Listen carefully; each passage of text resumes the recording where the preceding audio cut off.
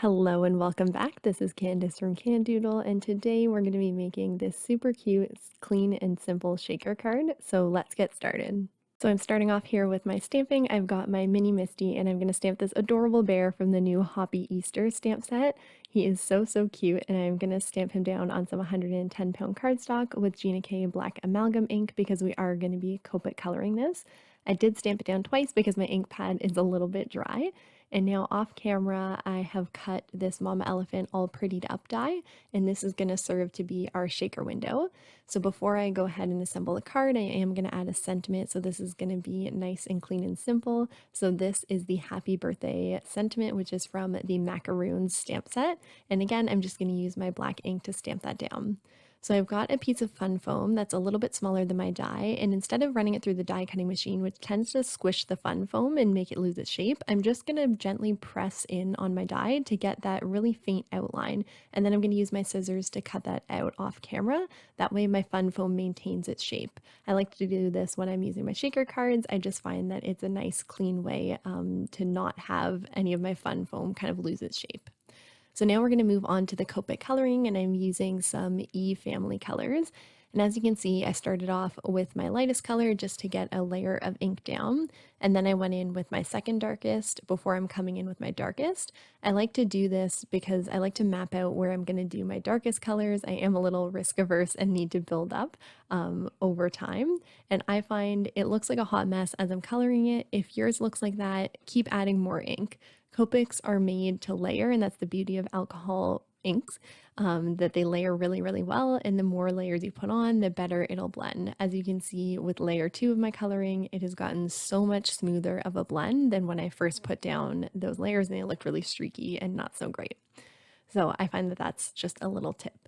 So for the nose, I did come in with my quadruple 0, and then I went over with the E40 on top, and then a little bit darker for the actual nose. And then I'm coming in with some R11 and R01 to do the ears, and then I just went over with my brown colors to add a little bit of fuzz as well. So now I am going to put my little bear behind my die cut piece, and then I'm going to line up my die cut and tape it down to my bear and run it through my die cut machine. I know this might sound a little crazy, but this is going to make sure it fits nice up and snug against my die cut, and it's going to lie flush. I just think this is such a nice element because then my bear is going to be able to go on top of my acetate rather than behind it. And I think that gives the card a really nice finish. So now I'm going to add my acetate to my die cut piece, and I'm just going all the way around with that Sukawang tape. I know this is a bit tedious, but I find that this tape tends to work the best with acetate. So it is worth the time for me, but you could definitely use liquid glue if you're more comfortable with that. And then I'm also going to add that same double-sided adhesive to the back of my bear before I put him on top of my acetate. I just find that this double-sided Sukawang adhesive, which is also called Be Creative tape, tends to work best with acetate in my experience, but use whatever you would like.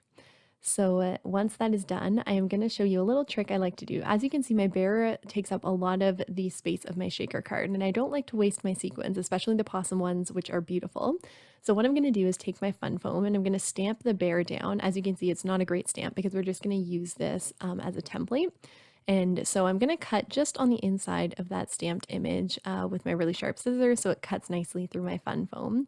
And we are going to layer this behind our bear image within our shaker card. So basically that's going to take up space that our sequins would have to take up, so we can use less sequins within our card. By all means, you could skip this step and just fill the entire circle with your sequins, but I like to conserve my sequins, especially when they're such pretty mixes like the Pawsome Stamps ones. So as you can see, I have some acetate hanging over that I could have taped down better, but instead I just cut that off, and then I am going to come in with my double-sided tape again and put that all around my fun foam. So through the magic of fast forward, here we are, and I've peeled all that double-sided adhesive up, and I'm just going to stick that foam down to the back of my die cut, and then I'm going to do the same thing with my bear. As you can see, I have a little bit of excess fun foam, but it's really easy to cut and snip until I have the perfect fit. And now I'm going to make sure that this fits nicely on my card base, and I'm happy with how that's looking. And instead of trying to put this directly onto my card base after I fill it with sequins, I'm going to cut a piece of cardstock that's just thin white cardstock. And I'm going to put that on the back of my shaker piece once it's full and then glue the whole thing onto my cardstock. I just find that a lot easier for centering it onto my actual card base. And I'm going to use this beautiful mix from Pawsome Stamps, which is the sparkling mint mix. It is so, so pretty. And then I added a few little seed beads from my stash into it to give it some extra shake. And it is so pretty once it's done. And I think they look really cute with the color of the bear as well.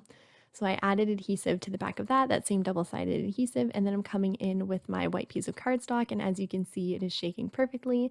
And now I can come in with my regular glue and put glue all over the back of that, and then have some wiggle room to put it onto my card base and make sure it's nice and centered. And there we have the final card, a super clean and simple shaker card. You'll have to let me know if you like it down below in the comments. And of course, if you will use this technique to save some of your beautiful sequin mixes. Thank you so much for watching today's video. I always appreciate the time that you spend here with me. Don't forget to give this video a thumbs up and subscribe if you haven't already. As always, you can find me over on Instagram at Candoodle Creations. And until then, I will see you in another video. Bye!